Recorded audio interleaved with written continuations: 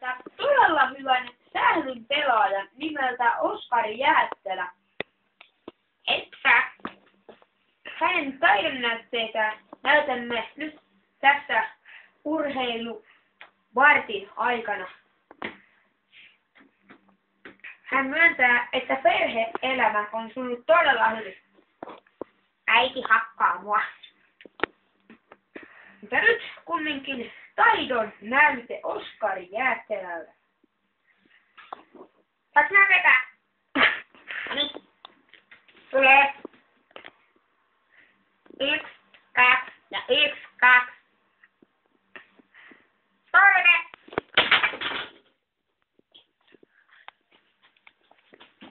Hai.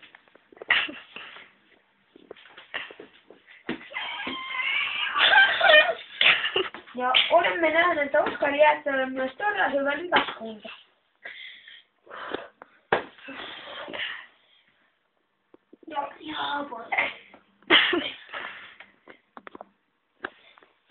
Tässä näytämme Oskari Jäättelälle huippusuoritus rannelaukauksen yläkulmaa.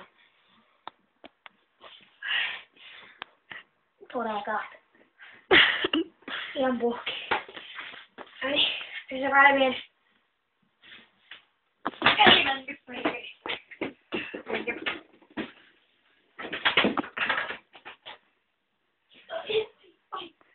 Ja tässä Ylöjärven huippu sählynpelaaja Oskari Jäättelä. Pienet aplodit.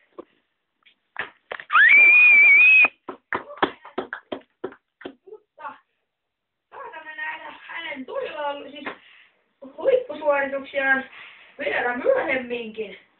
Hyvää päivänjatkoa.